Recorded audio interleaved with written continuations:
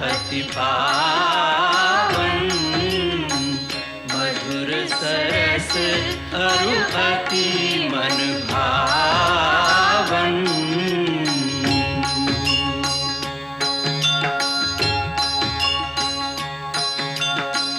पुनि पुनि कितने हो सुने सुनाए, ये की प्यास बुझत न बुझाए।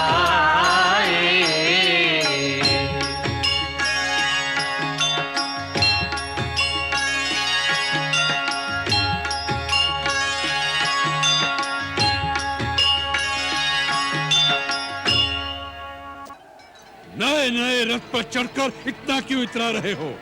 रावण के सामने आए हो तो शीश झुका कर आओ। तो इससे पहले यदि शीश झुकाकर आ जाता तो कदापि तेरे बच जाने की संभावना हो सकती थी, परंतु अब तो तेरा शीश काटना ही अनिवार्य हो गया है। अरे तपस्वी, अभी तक जिन योद्धाओं को तुमने मारा है, मैं उनके समान नहीं हूँ। मेरा नाम है रावण, तीनों लोग जिसका यशगान करते हैं, लोकपाल तक जिसके बंदी हैं।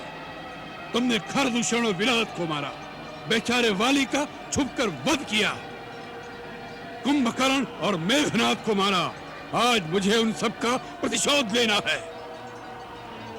यदि तुम रणभूमि छोड़कर भाग न गए तो आज मैं उन सब का बैर निकालूंगा। ये मत भूलना कि आज रावण से सामना है, रावण से। नीच निशाचर, असहाय स्त्रियों पर वीरता दिखाने वाले कायर, तो किस बात पर अपने को वीर कहता है?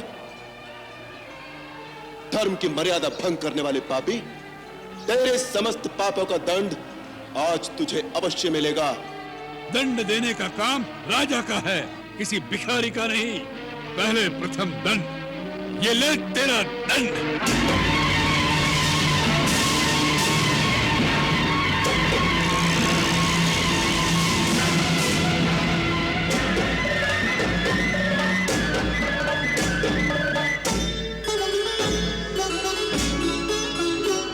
एक धर्म रथ पर बैठा, एक पाप रथ पर बैठा, दो महारथी दो महाबली संग्राम करते हैं।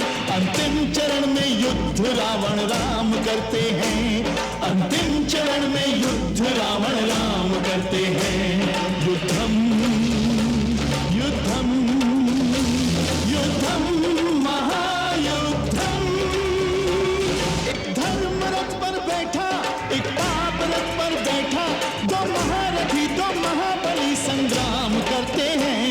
अंतिम चरण में युद्ध रावण राम करते हैं। अंतिम चरण में युद्ध रावण राम करते हैं।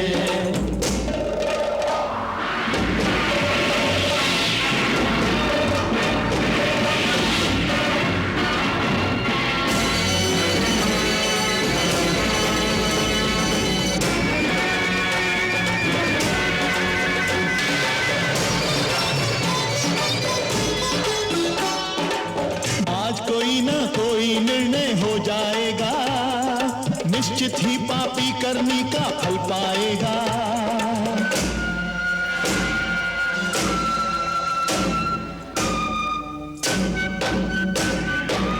भर जाता है जब पापों का घड़ा, पापी को दिखे बस काल खड़ा। पापी को दिखे बस काल खड़ा। एक धर्म रथ पर बैठा, एक पाप रथ पर बैठा, दो महारथी आकाश में संग्राम करते हैं। अंतिम चरण में युद्ध रावण राम करते हैं। अंतिम चरण में युद्ध रावण राम करते हैं।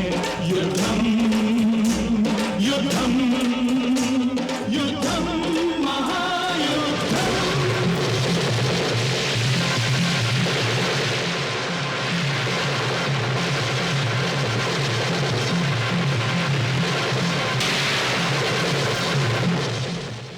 मातली, देखो रावण का रथ बड़े वेग से आ रहा है, अतः अब सावधान हो जाओ और आगे बढ़ो। जिस प्रकार हवा उमड़े हुए बादलों को छिन्न भिन्न कर डालती है, उसी प्रकार मैं आज शत्रु के रथ का विध्वंस करना चाहता हूँ। भय तथा घबराहट छोड़कर मन और नेत्रों को स्थिर रखते हुए घोड़ों की बागडोर काबू में रखो और रथ को तेज चलाओ। अब मैं एकाग्र चित्त होकर युद्ध करना चाहता हूँ।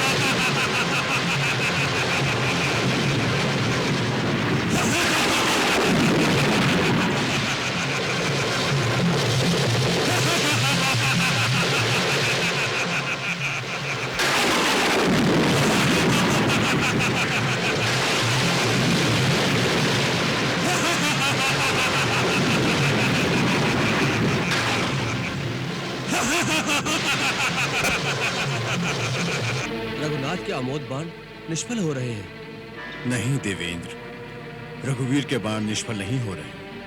ये तो रावण की आसुरिक माया है, जिससे उसके शीश कट जाते हैं और जुड़कर पुनः सजीव हो उठते हैं। इस प्रकार रावण का संहार कैसे होगा? प्रभु हृदय को लक्ष्य करके बाण क्यों नहीं मारते? अवश्य ही हृदय में बाण लगते ही उसका संहार होगा।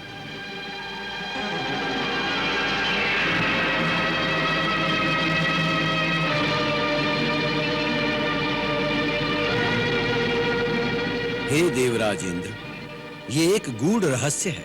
श्री राम रावण के हृदय को लक्ष्य करके बाण नहीं चलाएंगे, क्योंकि श्री राम जानते हैं कि रावण के हृदय में निरंतर सीता का वास है। सीता के हृदय में स्वयं प्रभु श्री राम हर क्षण विराजमान रहते हैं और प्रभु के उदर में तो 14 भुवन 7 खंड सृष्टि बसी है।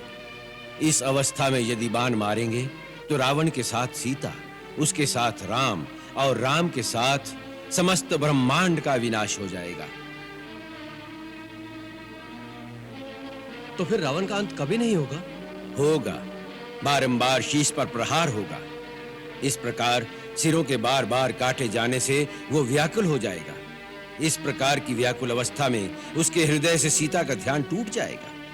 यदि पल भर के लिए भी उसके अंतरपट से सीता की छवि हट जाएगी, उसी क्षण अंतर्यामी राम रावण के हृदय में बाण मारकर उसका अंत कर देंगे।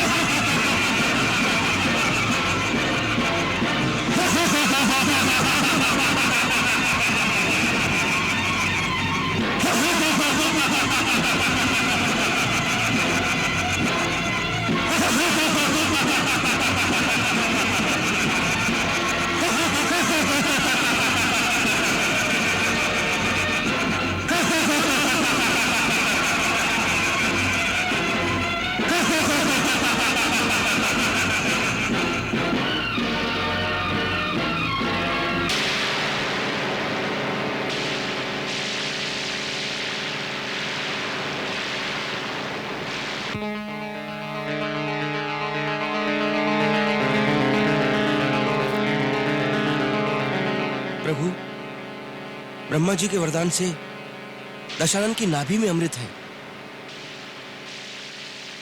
कुंडलाकृति से युक्त अमृत तत्व का मूल है वो। उसके प्रभाव से एक शीश कटते ही दूसरा शीश उत्पन्न हो जाता है।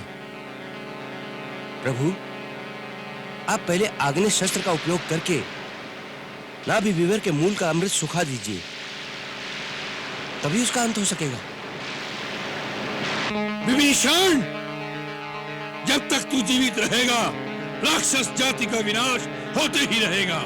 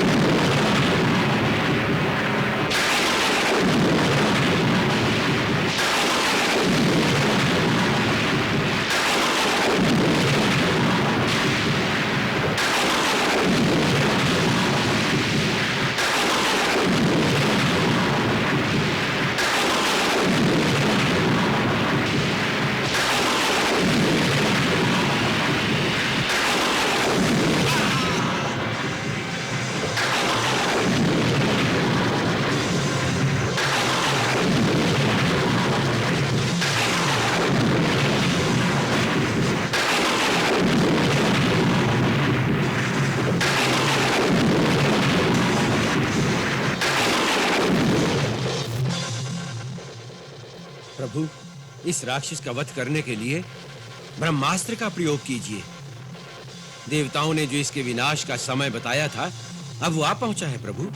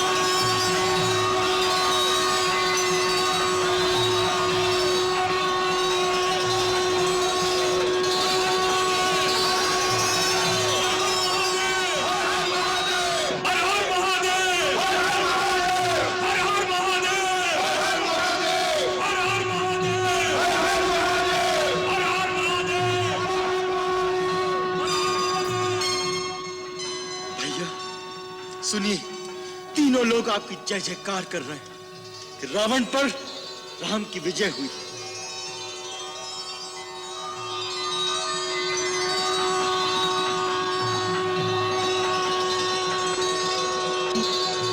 लक्ष्मण, ये विजय केवल राम की नहीं, तुम सबकी है। तुम, महाराज विभीषण, महाराज सुग्रीव, वीर हनुमान, अंगद, जामवंत, नल, नील और ये सारी वानर सेना, इन सब की सहायता से ही राम ये युद्ध जीत सका। ये जीत तुम सबकी है। प्रभु, अपने सेवकों की बड़ाई करना आपकी महानता है।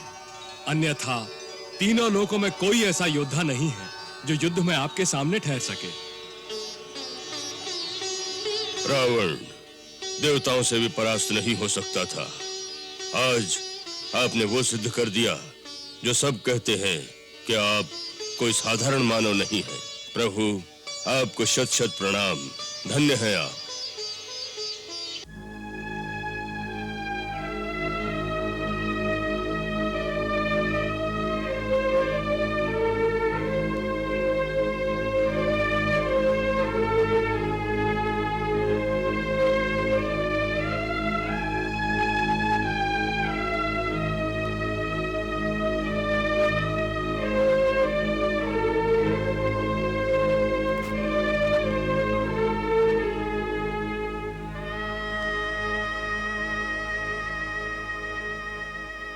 जाके मिल गया अहम जो ब्रह्म से,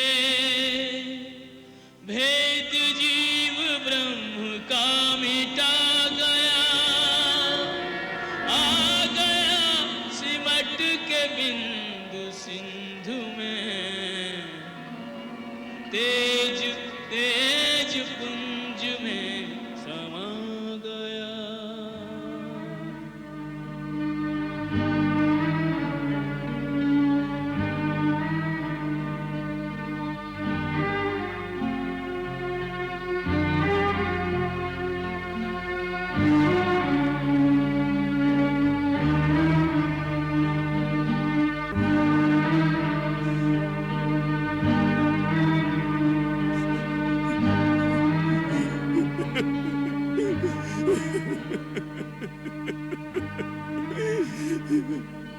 आज रावण इसी दिन के लिए मैं समझाता था आपको कि श्री राम से बैर का परिणाम बड़ा भयानक होगा। अपने हट के कारण आज राक्षसों का परम प्रतापी राजा श्री राम के बाणों से चिता धूल में पड़ा है। आज सारी लंका शमशान हो गई है। सारी लंका शमशान हो गई है। भैया भैया, आप असुरों में सिंह के समान थे, किंतु आज वैभवशाली सोने की लंका का अधीश्वर धरती पर एक अनाथ की तरह पड़ा है। भैया, श्री राम से बैर की प्रचंड आंधी ने रावण जैसे विराट वृक्ष को स्वजनों परिजनों सहित मूल से उखाड़ फेंका है। आज आपके बिना सारी लंका अनाथ हो गई है। सारी लंका अनाथ हो गई है भैया, सारी लंका अनाथ हो गई है।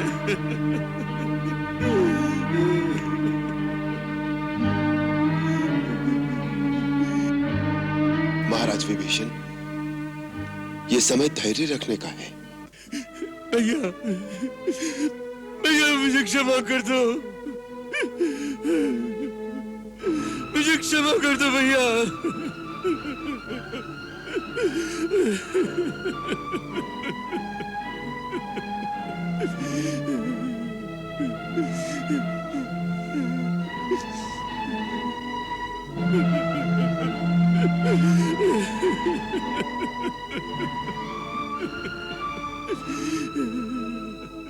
महाराज विभीषण,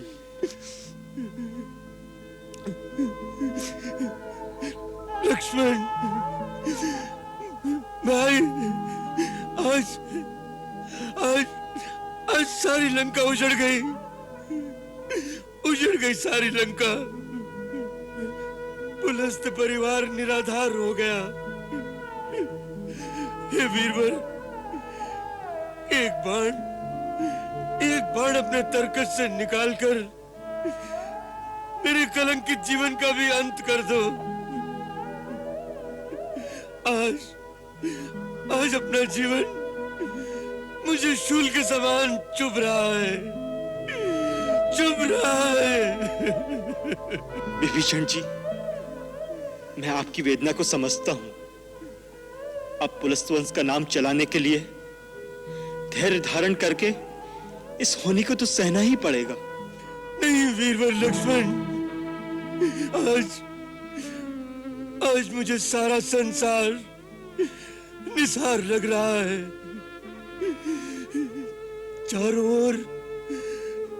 चारों ओर अंधकार ही अंधकार दिखाई दे रहा है।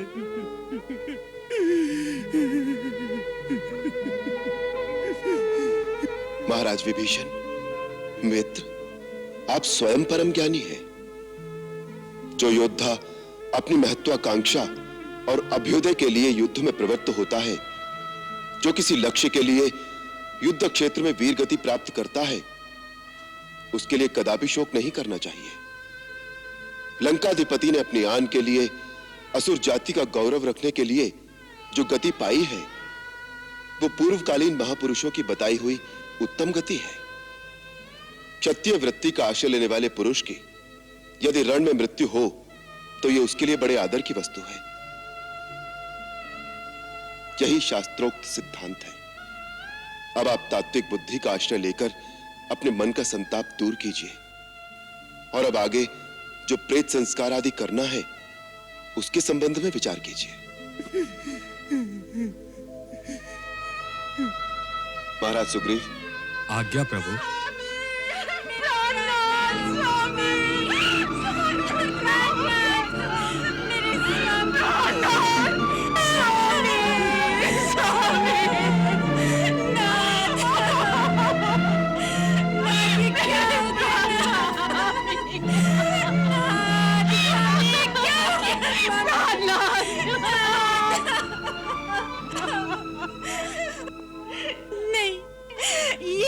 स्थान नहीं। जिनकी ठोकरों से पर्वत दहल जाते थे, जिनके पैरों तले पृथ्वी कांपती थी, यमराज के लिए भी जो साक्षात महाकाल के समान थे, देवता, दानव, नाग भी जिनसे कभी पार नहीं पा सके, आज एक वनवासी मनुष्य ने उन्हें मार दिया।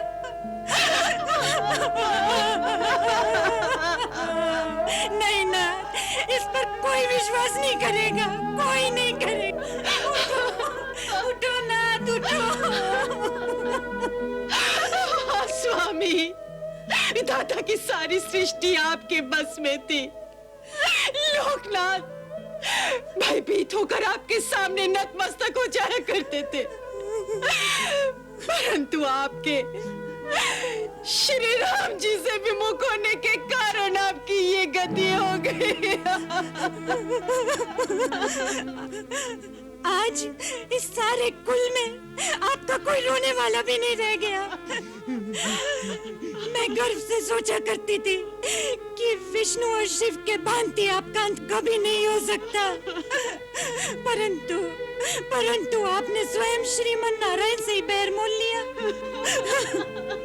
मैं आपसे सदा कहती थी ना, इनसे बैर न करें, ये कोई साधारण मानव नहीं है, नहीं है। परंतु आपने मेरी एक न मानी। आपको कोई मनुष्य नहीं मार सकता था ना, परंतु एक पतिव्रता सती स्त्री पर हाथ डालने के पाप ने ही आपको भस्म कर दिया। आज मुझे इन शत्रुओं के बीच अकेला छोड़कर क्यों चले गए नाथ? क्यों चले गए नाथ? मुझे भी अपने साथ ले चलो, अपने साथ ले चलो नाथ।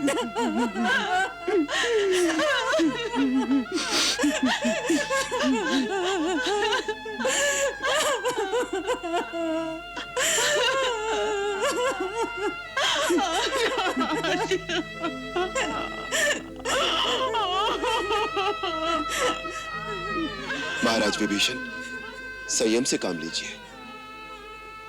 अपने परिवार की व्याकुल शोक संतप्त महिलाओं को संभालिए, सांत्वना दीजिए इन्हें।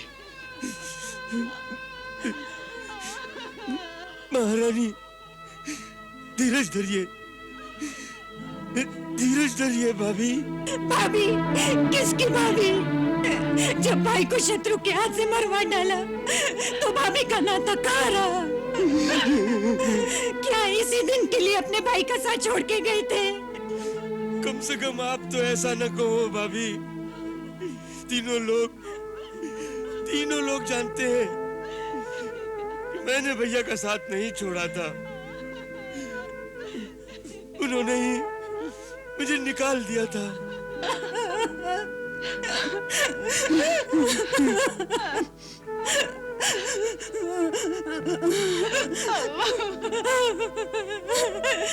नाथ, सदा अपनी मनमानी करते रहे, कभी मंदोदरी की कोई बात नहीं मानी, परंतु आज मेरी इतनी सी बात तो मान लीजिए नाथ।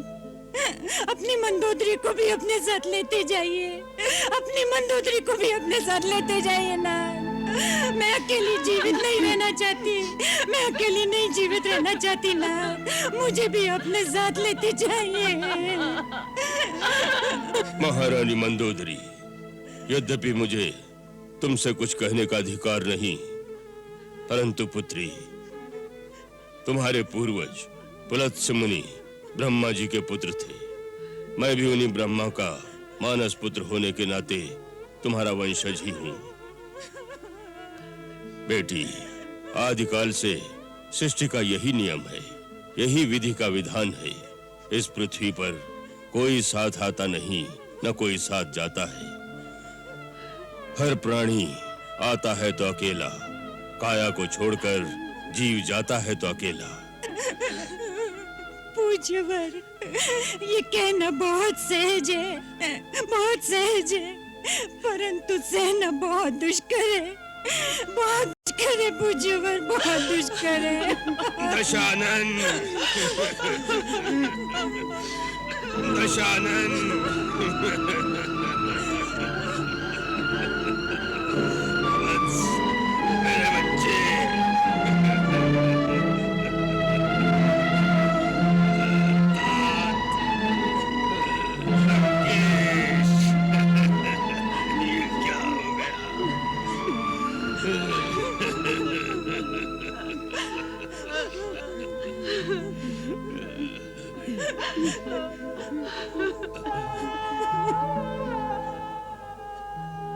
अयोध्यानाथ, सर्वज्ञ सर्वेश्वर, रावण, कुंभकर्ण, विभीषण के अभागे नाना, माल्यवान का सादर प्रणाम स्वीकार करें। प्रति नमस्कार मान्यवर। आपके दर्शन से मैं कृतकृत्य हो गया। आपके विवेक और महाज्ञान की चर्चा प्राय मैं विभीषण से सुनता था, आज सौभाग्य से साक्षात्कार हो गया। हे दिव्य आत्मन, मेरे परम प्रतापी नाती दशानन, जिसके एको अहम द्वितीयो नास्ति, न भूतो न भविष्यति के गर्जन से दशों दिशाएं कंपायमान होती थी, उसने अपनी टेक रखने के लिए रणभूमि में अपने प्राण अर्पण कर दिए। रावण अब केवल इतिहास के पन्नों पर रह गया है, वर्तमान आपका है। आज आप लंका के विजेता हैं। हे लंका विजयी रघुकुल तिलक, लंका के राज परिवार का एकमात्र जीवित प्राणी, मैं लंकापति का नाना माल्यवान आपको विजेता स्वीकार करके आत्मसमर्पण करने आया हूं। मैं लंका को आपके अधीन करके लंका का राज्य आपके श्री चरणों में समर्पण करता हूं। अब लंका का शासन, लंका की सारी संपत्ति और राजकोष पर आपका अधिकार है। जिन्होंने आपसे बैर किया वो रण में मारे गए हैं।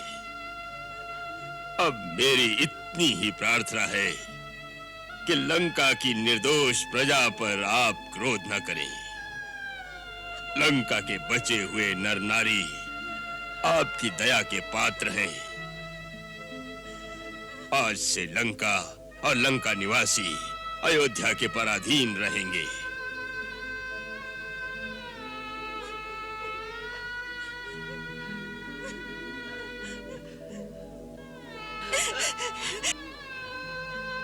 माल्यवान जी, ये धरती आपकी है और आपकी ही रहेगी। किसी की धरती पर बलपूर्वक अधिकार करने का न हमारा धर्म है, न हमारी नीति है। हम तो पापियों को दंड देने के लिए ही ये धनुष बाण धारण करते हैं। लंका वासियों को अपने अधीन करके परतंत्र बनाने और लंका का राज्य हड़प कर उस पर अपनी सत्ता जमाने के लिए हमने युद्ध नहीं किया। रावण के अधर्म, अनीति और अत्याचार के कारण बाध्य होकर हमें यह युद्ध करना पड़ा। लंका लंका वासियों की है, उस पर लंका वासियों का ही आधिपत्य रहेगा, अयोध्या का नहीं। आप जानते नहीं, हम युद्ध से पहले ही महाराज विभीषण को लंका का राजा घोषित कर चुके हैं।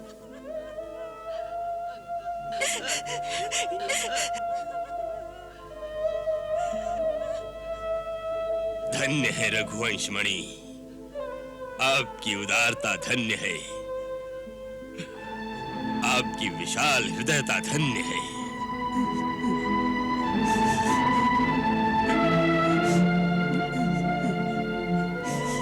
महाराज विभीषण, भावना का त्याग कर कर्तव्य का पालन कीजिए। इस समय सर्वप्रथम कर्तव्य आपका यह है कि अपने कुल की परंपरा के अनुसार शास्त्रोक्त विधि से अपने ज्येष्ठ भ्राता के पार्थिव शरीर का विधिवत अंतिम संस्कार कीजिए। महाराज रावण का अंतिम संस्कार उसी पूरे राजोचित सम्मान के साथ किया जाना चाहिए जिसके वो अधिकारी है। माल्यवान जी, महाराज रावण के पार्थिव शरीर को ले जाकर उसकी अंत्येष्टि कराइए। ये कार्य आपको ही करना है।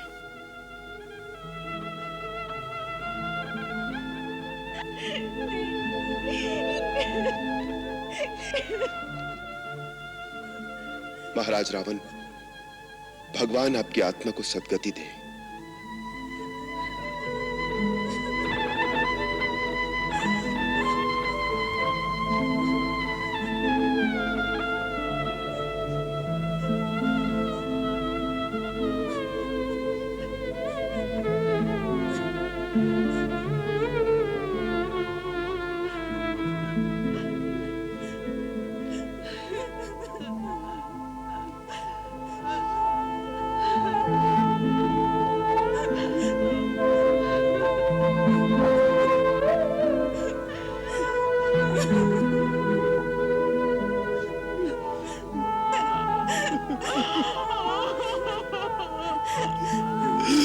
ये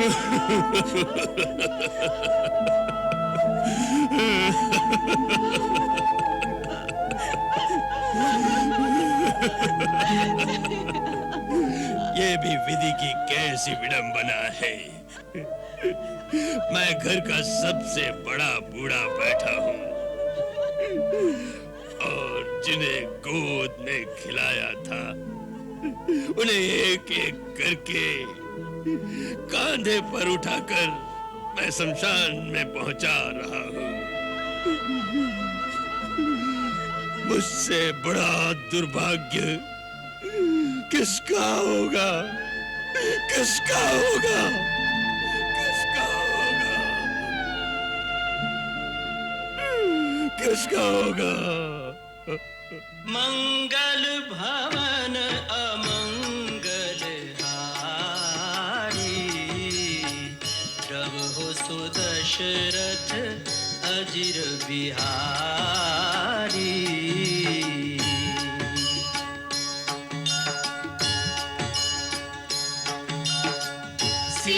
सीताराम चरित अति पावन, मधुर सरस अरु अति मन भावन।